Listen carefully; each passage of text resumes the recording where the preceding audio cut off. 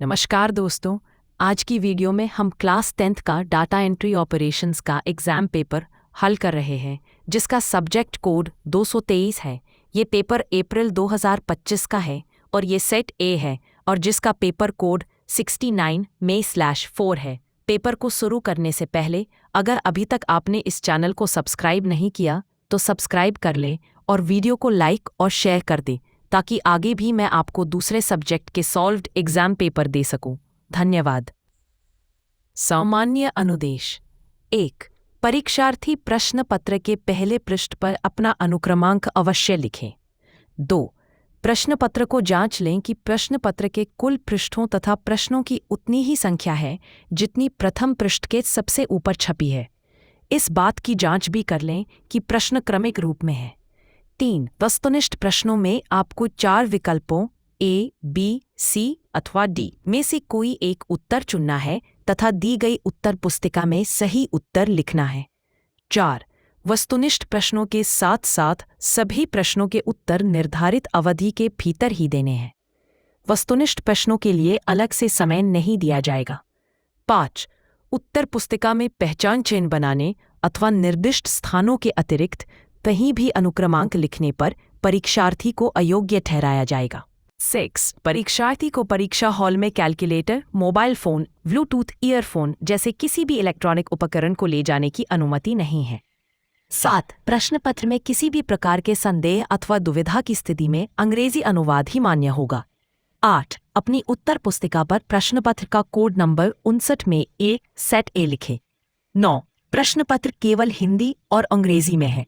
फिर भी यदि आप चाहें तो नीचे दी गई किसी एक भाषा में उत्तर दे सकते हैं।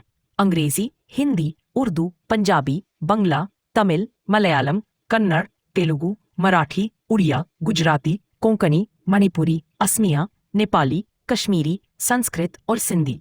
कृपया उत्तर पुस्तिका में दिए गए बॉक्स में लिखें कि आप किस भाषा में उत्तर लिख रहे हैं। यदि आप हिंदी एवं अंग्रेजी के अतिरिक्त किसी अन्य भाषा में उत्तर लिखते हैं तो प्रश्न को समझने में होने वाली त्रुटियों, गलतियों की जिम्मेदारी केवल आपकी होगी। निर्देश: सभी प्रश्नों के उत्तर आपको दी गई उत्तर पुस्तिका में ही लिखें। दूसरा, इस प्रश्न पत्र को पढ़ने के लिए 15 मिनट का समय दिया गया है। प्रश्न पत्र का वितरण दोपहर में 15 बजे किया जाएगा। दोपहर 15 बजे से 2:30 बजे तक छात्र केवल प्रश्न पत्र को पढ़ेंगे और इस अवधि के दौरान वे उत्तर पुस्तिका पर कोई उत्तर नहीं लिखेंगे।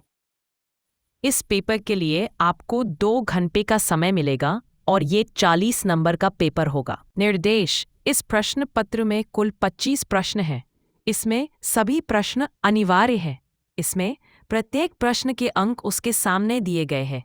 खंड अ में सम्मिलित है ए प्रश्न संख्या 1 से 7 तक बहुविकल्पीय प्रकार के प्रश्न एमसीक्यूज प्रत्येक 1 अंक का। प्रत्येक प्रश्न में दिए गए 4 विकल्पों में से सबसे उपयुक्त विकल्प को चुनकर लिखना है। बी प्रश्न संख्या 8 से 17 वस्तुनिष्ठ प्रकार के प्रश्न हैं। प्रश्न संख्या 8 से 10 प्रत्येक 2 अंक का है, प्रत्येक 1 अंक का 2 उपभागों के साथ, और प्रश्न संख्या 11 से 17 तक प्रत्येक 1 अंक का है।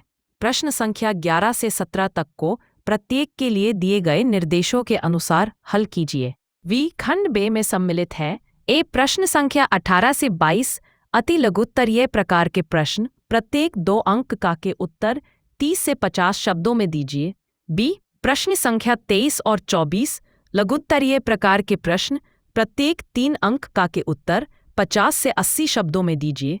सी प्रश्न संख्या 25 दीर्घ उत्तरीय प्रकार का प्रश्न 4 अंक का उत्तर 80 से 120 शब्दों में दीजिए।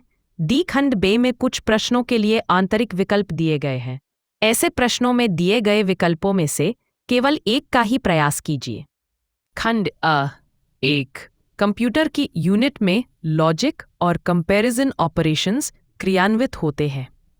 1 A ALU, B CU, C memory, D input.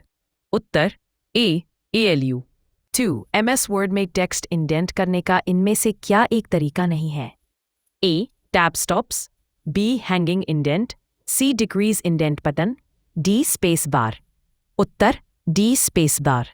3. दस्तावेज के अंत तक पहुंचने की शॉर्टकट की क्या है? A. Control end, B. Control home, C. Home, D. End. उत्तर A. Control end. 4. Autofit feature किस प्रकार एक्सेल स्प्रेडशीट को बेहतर बनाने में मदद करता है? ए. यह सुनिश्चित करता है कि डाटा पूरी तरह से दिखाई दे और यह कॉलम की चौड़ाई तथा रो की ऊंचाई के बीच अच्छे से फिट हो जाए। बी. यह ऑटोमेटिक तरीके से डाटा को अल्फ़ाबेटिकल क्रम में सॉर्ट कर देता है। सी. यह शीट से डुप्लीकेट डाटा को हटा देता है। डी. यह कंटेंट को फिट करने के लिए सेल्स को मर्ज कर देता है। उत्तर ए. यह सुनिश्चित करता है कि डाटा पूरी तरह से दिखाई दे और यह कॉलम की चौड़ाई तथा रो की ऊंचाई के बीच अच्छे से फिट हो जाए। ... एक चार्ट में का प्रयोग एक्स एक्सिस और वाई एक्सिस की स्केलिंग को दर्शाने के लिए होता है। एक. A. Data labels, B. Tick marks, C. Legends, D. Chart title. उत्तर B. Tick marks. 6. PowerPoint में इंस्टॉल्ड टेम्पलेट्स इनमें से किस मेन्यू विकल्प द्वारा एक्सेस किए जा सकते हैं? एक. Insert, B. View, C. Design, D. Format. उत्तर सी. डिज़ाइन। 7. आप सरफेस चार्ट कब प्रयोग करेंगे? ए. अलग अलग कैटेगरीज की तुलना करने के लिए, बी. समय के साथ बदलाव दिखाने के लिए, सी. दो वेरिएबल्स के बीच संबंध दिखाने के लिए, न्यूमेरिक डाटा के दो सेट्स का विश्लेषण करने के लिए। उत्तर डी. न्यूमेरिक डाटा के दो सेट्स का विश्लेषण करने के लिए। 8. नीचे दिए गए प्रश्नों में दो कथन असर्शन ए और रीजन आर अंकित किए गए हैं। प्रत्येक प्रश्न के नीचे दिए गए विकल्पों में से सही विकल्प चुनें। असर्शन ए. MS वर्ड 2007 में आप पूरे दस्तावेज की फॉन्ट साइज एक साथ बदल सकते हैं। Reason R. MS वर्ड में सिलेक्ट ऑन फंक्शन केवल करंट सिलेक्शन पर ही अप्लाई होता है, पूरे दस्तावेज पर नहीं। ए और आर दोनों सही हैं और आर ए का सही वर्णन है। बी. ए और आर दोनों सही हैं पर आर ए का सही वर्णन नहीं है। सी. ए सही है पर आर गलत है। डी. ए गलत है पर आर सही है। ई. ए और आर दोनों गलत है। उत्तर सी. ए सही है पर आर गलत है। इंसर्शन ए. MS वर्ड में Ctrl+Z कीबोर्ड शॉर्टकट का प्रयोग पिछले एक्शन को अंडू करने के लिए होता है, जिसमें बुलेट्स और नंबरिंग इंसर्ट करना भी शामिल है। रीजन MS वर्ड में Ctrl+Z ही अंडू कमांड है, जो यूजर्स को दस्तावेज रिवर्ट करके पहले की स्थिति में वापस लाने की अनुमति देता है।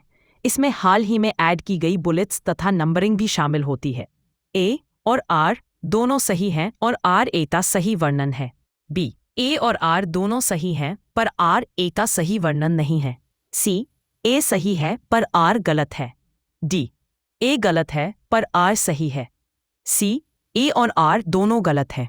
उत्तर ए. ए और आर दोनों सही है और आर ए का सही वर्णन है। नो, सही या गलत बताइए। ए. MS वर्ड 2007 में कॉलम फीचर से आप केवल 2 कॉलम प्रति पेज ही बना सकते हैं।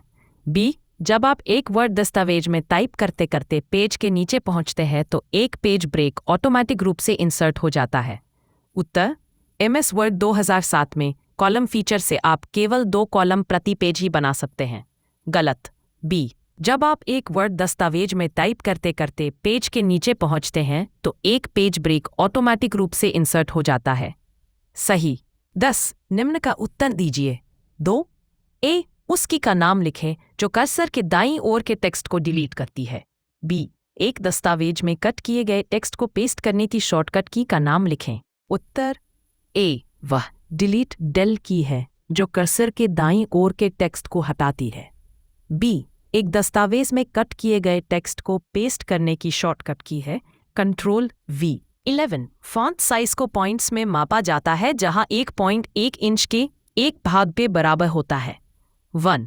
उत्तर फॉन्ट साइज को पॉइंट्स में मापा जाता है जहां 1.1 इंच के एक 72 भाग के बराबर होता है। 12. डिवाइसेस कंप्यूटर के साथ बाहरी रूप से जुड़ी होती है। A. CPU, B. Peripheral, C. CU, D. RAM. उत्तर बी. पेरिफेरल। 13. MS वर्ड में टेक्स्ट को हाईलाइट करने के लिए एरो बटन का प्रयोग करते समय कीबोर्ड पर की को दबाकर रखें। उत्तर MS वर्ड में टेक्स्ट को हाईलाइट करने के लिए एरो बटन का प्रयोग करते समय कीबोर्ड पर शिफ्ट की को दबाकर रखें। 14. स्लाइडों में नोट्स ऐड करने के लिए इनमें से कौन सा व्यू सबसे अधिक उपयोगी है? A. Slide sorter view, B. Normal view, C. Reading view, D. Slide show view. Uttar B. Normal view. 15. एक वर्ड दस्तावेज में पेज नंबर्स ऐड करने के लिए वर्ड टैब का विकल्प प्रयोग होता है। उत्तर एक वर्ड दस्तावेज में पेज नंबर्स ऐड करने के लिए इंसर्ट टैब का विकल्प प्रयोग होता है। अगर आपको इस पेपर की पूरी PDF फाइल चाहिए तो आप हमें इस नंबर पर व्हाट्सएप कर सकते हैं 905205097।